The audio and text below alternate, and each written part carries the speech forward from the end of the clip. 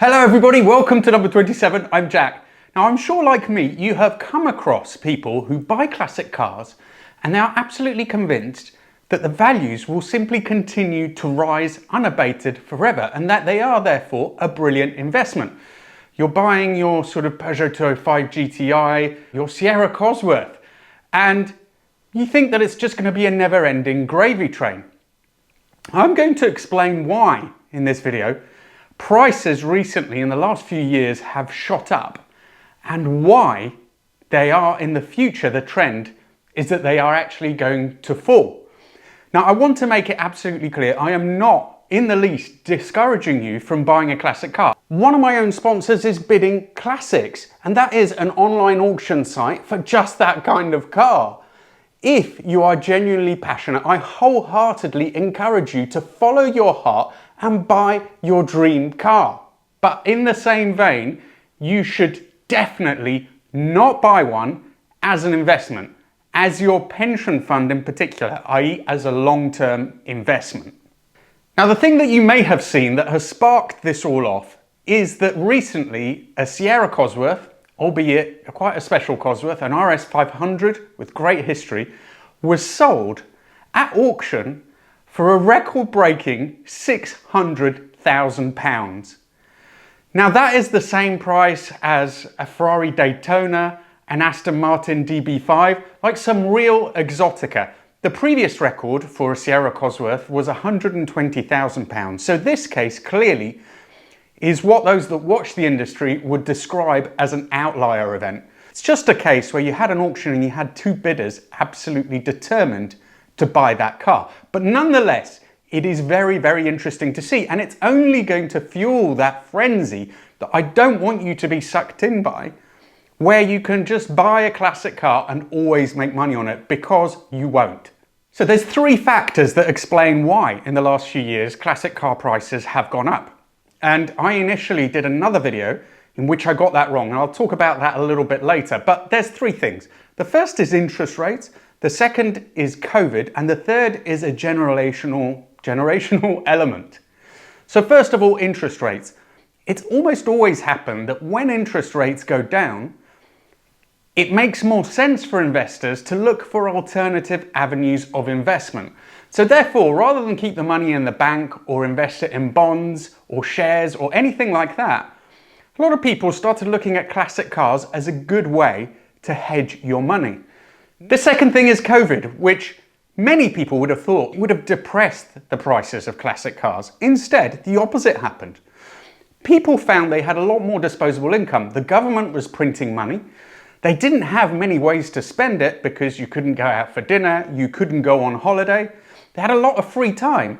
Classic cars made perfect sense. When you're stuck at home, you can't do much, you get a classic, you work on it in your free time, and it made the lockdowns all that much more bearable.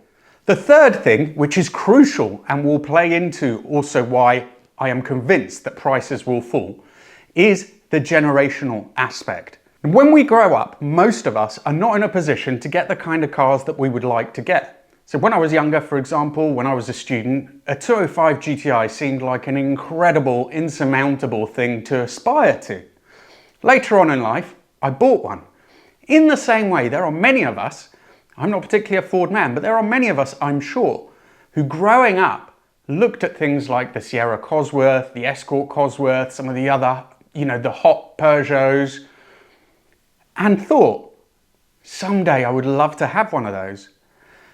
20 or 30 years later, when your children have grown up, you're earning more money because your career has progressed, suddenly you have a bit more money to play with, and it's possible to make those dreams come true.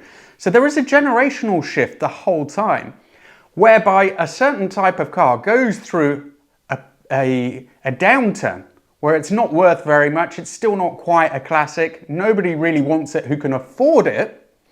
And then later, the next generation grows older, has the disposable income, and starts pushing the prices of those kinds of cars up. That's precisely what has happened with fast Fords. Lots of things though now have changed. Interest rates are going up. So there is no longer that incentive for people to pump money into the classic car market, whether they like classics or not, i.e. simply for an investment.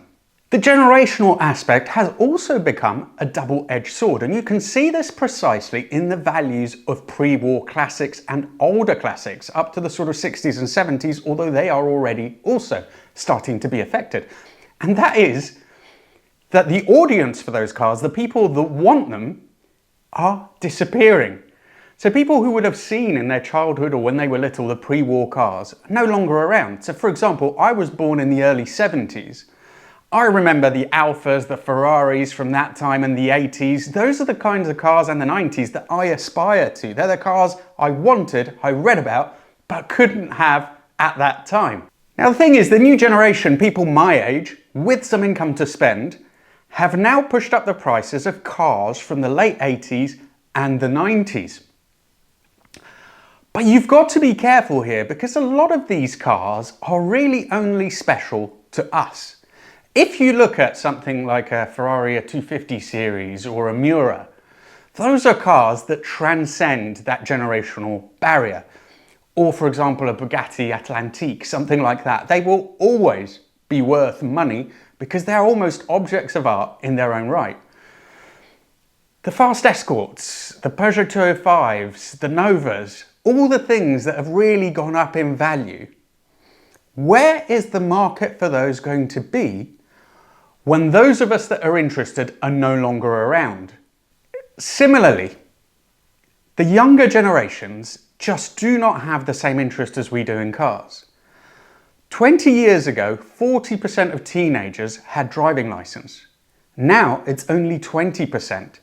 Young people simply are not interested in cars. They're not aspirational in the way that they were for us. So that's the first aspect, is that younger people are no longer going to keep that cycle going, that they're going to push up the next lot of classics because the market is narrowing significantly.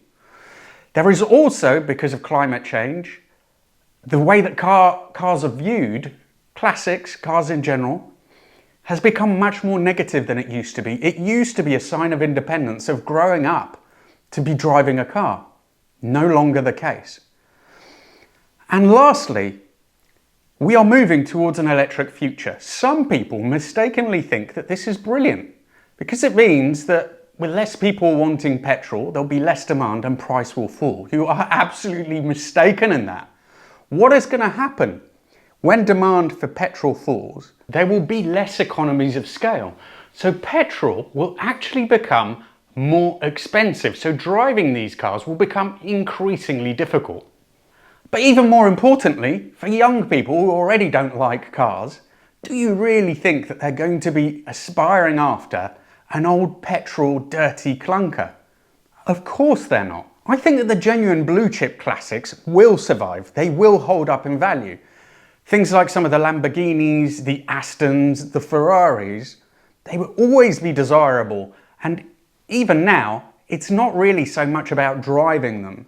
So that part of it really doesn't affect those cars. They are merely objects. They can be stored. It won't make any difference. But I think a lot of the bread and butter stuff that has now got to ridiculous amounts. I mean, if you look at the second-hand market, there's almost nothing now that you can buy which is a car, a classic from the sort of 80s and 90s that has a little bit of pizzazz about it, which is going to be less than 10, 15, 20,000 for some really quite humdrum stuff. So be extremely careful if you go down that route, that you do it for the right reason. Now at this stage, I have to put down a little bit of proviso now. So I have given a gloomy long-term outlook for the prices of classic cars. I did exactly the same thing about 6 years ago. And ever since then, in my video then saying classic prices would crumble, my video then was really wrong. Since then, in the 6 years, prices have gone up immeasurably. But I still think that my central theory for that video was correct. I was saying that the classic car market was essentially being flooded by an ever-increasing number of classics. Every year, new cars were being considered classics. The pool was getting wider. With more supply, prices would fall. But in that video, there's two things I didn't consider, and that is how important things like interest rates are. And of course, there are incredible outlier events which could change what I'm saying, but with things being the way they are, I think that's what's going to happen. So let's end with 3 points. The first is, classic cars are wonderful, and I completely encourage you to carry on with your passions and to buy whatever car you want and can afford. 2, do not buy classic cars if your main priority is your future financial well-being. 3, if classic car prices do fall, then that can only be a good thing for genuine enthusiasts like us who will have more choice. I've got it wrong before, so feel completely free to totally disregard what I've said. If you want to have a real laugh, take a look at the video that I published some years ago predicting classic car prices collapsing. Thank you so much for watching, and see you again soon.